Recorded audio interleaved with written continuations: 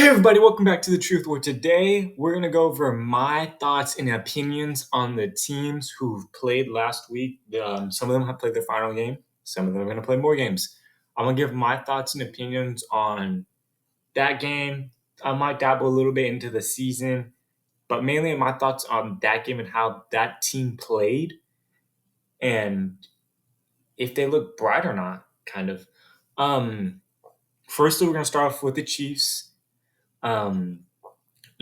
Chiefs were a team who I predicted and said, hey, if they can run the ball well, I think they're a good team. I think they can win the game if they run the ball. I feel like that's been the key. Like the Chiefs these last couple of weeks have figured it out. They've decided, hey, let's start running the football. And as you saw against the Bills, they've had explosive runs. That's the key to the Chiefs' success and the continuous success for Kansas City is being able to run the football and then allowing that to help set up the passing game, which did struggle and then looked really good this week. That's something that's also taken a big step up was the passing game. It started to look like the Kansas City we kind of expected them to be, and not the Kansas City that we got the first couple weeks. Look, I might have my opinions on Baltimore, but going into next week, it really is going to be anyone's game. It really will be anyone's game. The key thing with the Chiefs is they are kind of nicked up at the linebacker position. They are kind of thin at that position right now because of the injuries. But I mean, with the Chiefs, it feels like as long as you have Mahomes, you'll be in a very good place in the future of the playoffs and in the future of your franchise. I mean, he makes things happen. Going to the Buffalo Bills, I know there's been a lot of heat to fire Sean McDermott because he hasn't gotten over the hump of beating the Kansas City Chiefs. I have my opinions on it. I mean, the one thing I will say is you can't bring up the Chiefs from earlier in the season and compare it and say that was the same Chiefs against the Bills. Because it wasn't. This Chiefs team came to play and they played very well. But at the same time, I can't make an excuse when, look, the receiving core just, are we really helping out Josh Allen? Look, there was a run game. Josh Allen helped the run game. There was a run game in general. Stephon looked amazing. I get it if he makes that crucial catch, it's something. But I mean, Stephon looked good. They look like they have some good tight ends. I think that receiving core is lacking. I mean, I like their defense when healthy. I feel like that's their big nick is that they really don't have top tier receivers to pair with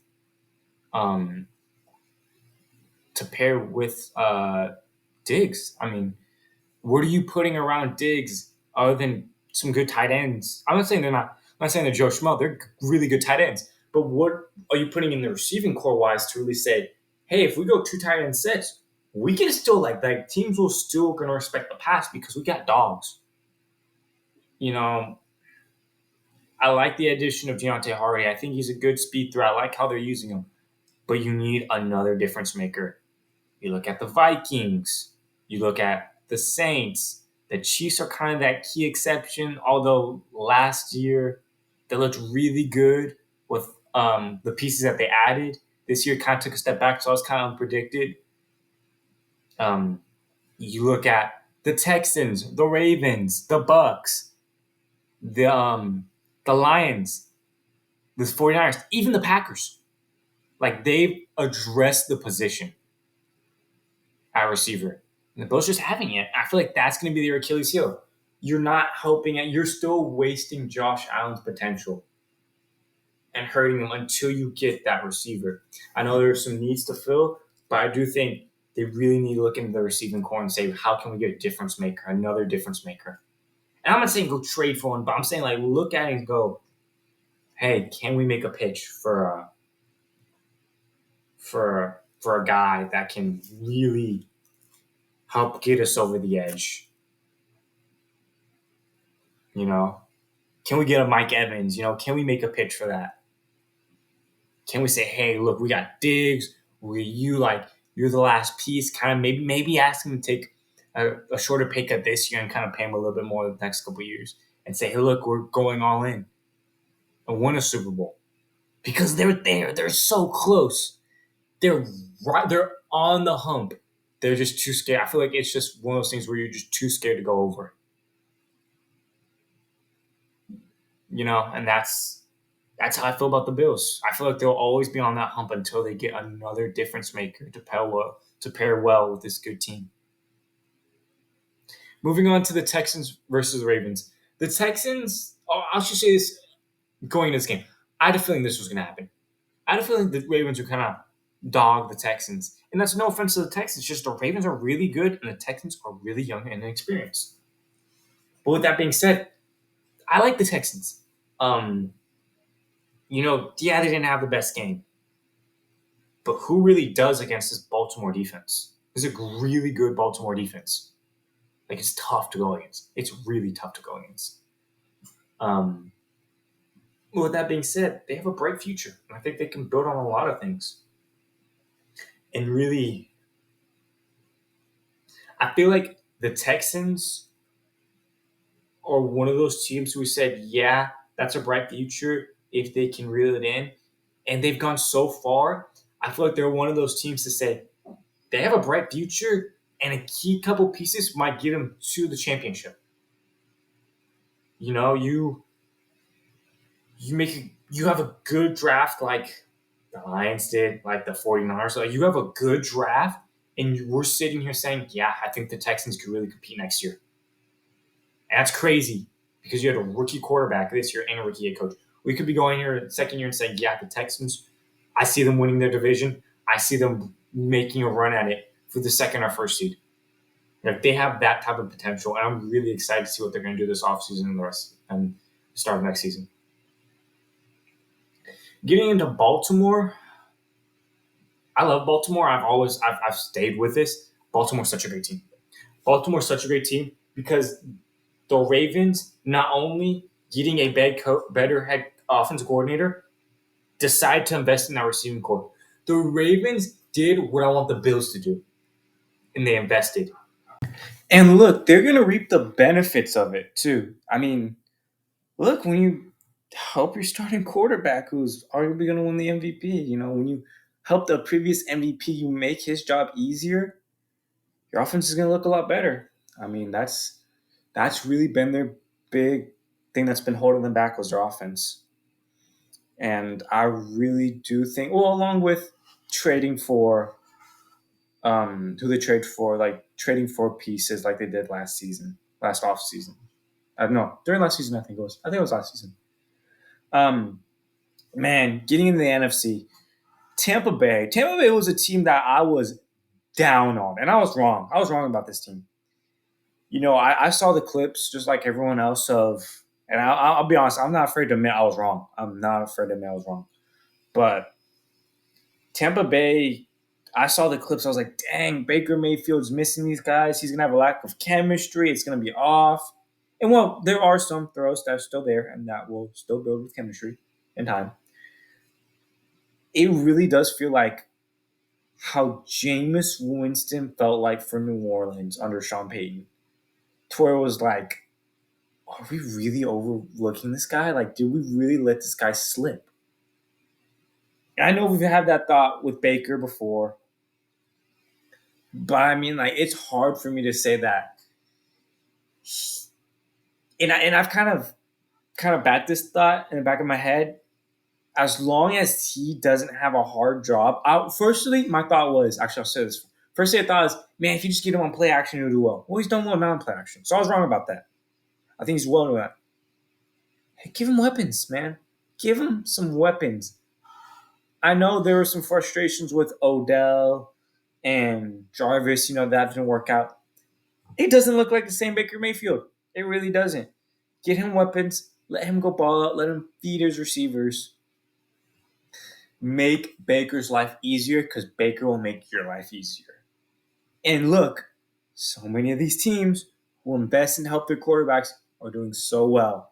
I feel like it's evident that the Bills need to do it. I go back to that because if they just made that, if they were able to retain the same team that they had and were also able to pick up a receiver, like a good receiver, I think we'd all be sitting here saying like, "Dang, the Bills might win it all." I think they can run it up with the Chiefs because they beat them in the regular season. They just can't beat them in the postseason when it matters the most.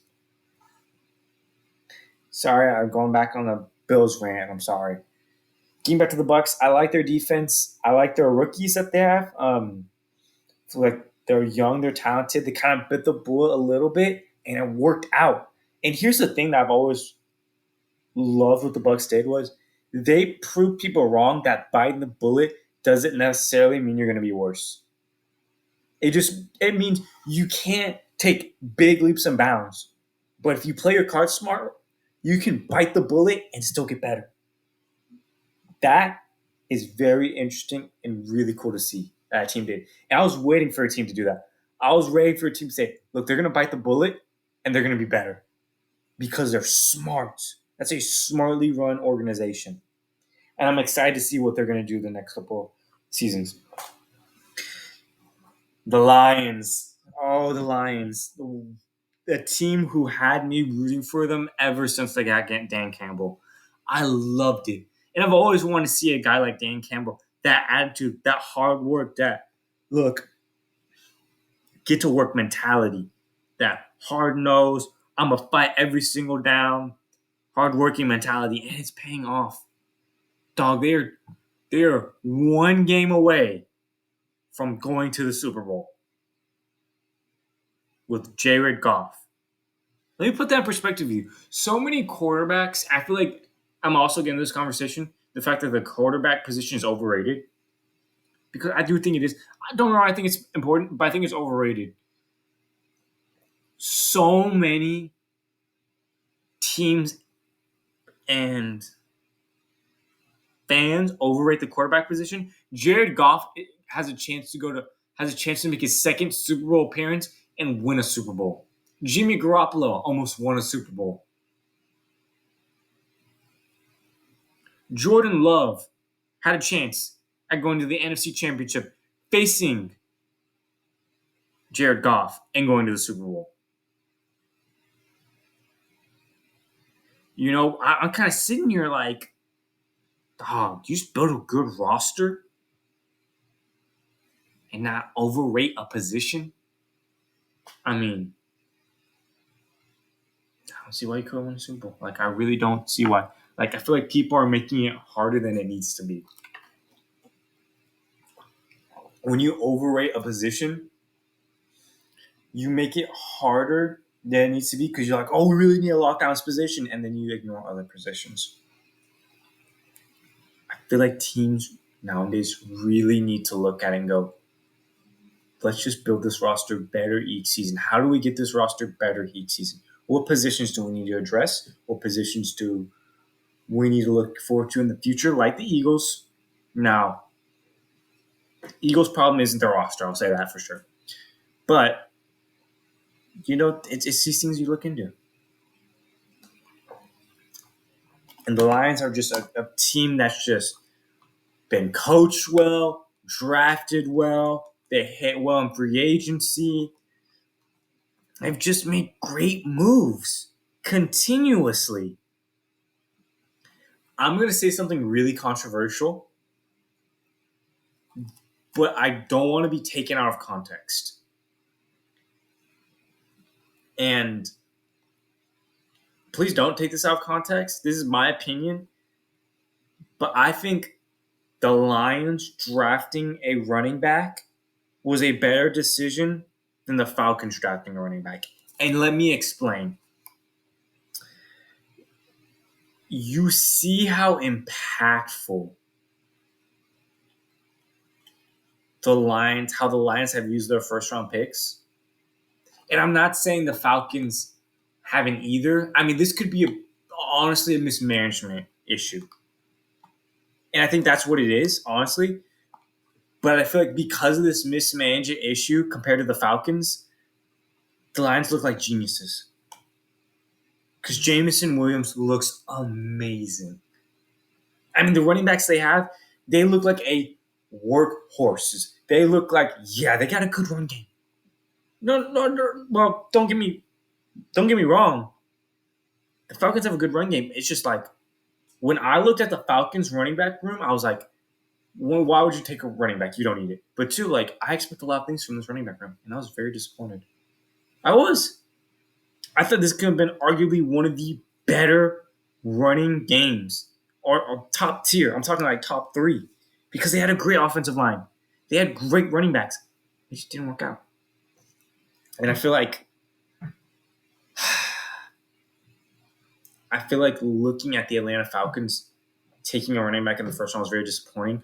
While the Lions look like geniuses because they didn't view their running back as a running back, but as a weapon. They view him in the passing game and in the running game. The way they use their players so dynamically, it's not the same thing as the 49ers, but it's also like they both use their weapons in very dynamic ways. I feel like that works out so well for them. And they've drafted well too. I mean, the Lions are a team who could be something. Like, they could really run the tables on some teams in the future. But we'll see. The Packers. Ooh, the Packers. Man, I was really nervous about the Packers going into the season. I didn't know. I was like, Packers, I don't know. Young roster. I felt like I kind of did bite into the narrative. Young roster. They're going to make a lot of mistakes. And which they did. They're not going to win a lot. They're too young. They're too inexperienced. No, look, they've won 9 games. They've won 9 games and almost upset the number 1 seed in the NFC. Great roster. I mean, not great. Sorry, excuse me. They've been coached so well, and it's one of those teams where, like, it's my Sean McDermott in the NFC is like, can you overcome the 49ers? Because that's been their Achilles heel as the 49ers. If they can overcome that, I think they could run some teams. But it takes being coached better, acquiring better talent. It's going to be really interesting to see. The San Francisco 49ers. San Fran, another good drafting team, another good team who takes free agency very smartly. They're a team who feels like they're always in it. No matter what, they're always in the playoffs and they're always in the runnings. I sit here right now thinking, why haven't they run it?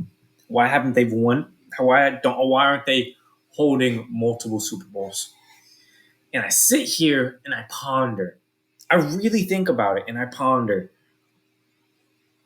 Why isn't San Fran winning Super Bowls? Look, I don't know if it's coaching. I think possibly it's a multitude of things. Coaching, maybe the lack of an experience. They got really unlucky health-wise going down the stretch. Yeah, I feel like if Purdy doesn't turn over the ball, they have a good chance of making the Super Bowl, winning it. They did terrible against the Ravens. I don't know if they're going to also be terrible twice. That's tough, especially in the Super Bowl. Purdy's problem was the fact that he just wasn't it that week. He wasn't it. If Purdy worked on his smaller mechanics, I think he'd be a great quarterback. He's shown such good potential and flashes. I think the 49ers just have to put it together. They have the pieces, they just have to put it together on all phases. Coaching, players, scheme, like all of it. Just have to put it together and don't put it in the refs' hands. Never. I've always said this. Don't put games in refs' hands. If you take... look, if there was a controversial call in the Ravens game that went against the Ravens, would Ravens fans be mad? No. Because at the end of the day, they're up 30-something to 10. And I've always said, don't put it in the refs' hands. I know I'm going off on tangents. I apologize. I'm wrapping up this video right now. But looking at it, the 49ers are just a team that has to put it all together, and they're going to stay in it as long as they have the roster they have. They keep building upon it. And the fact that, It's getting late when I'm recording this. And the fact that they have good coaching. I feel like their team just has to put it together. Thank you all for hearing my speech about this, hear me go off on tangents and talks. I hope this video comes out well and that you like it. I just really like the idea of talking about the teams right now and how they played. Thank you all. Let me know if you have different opinions. I'd love to hear your guys' takes on this. How you feel about these teams, and if you agree with what I have to say or if you disagree. I'd love to hear in the comment section below. Thank you for watching, and I will talk to y'all next time.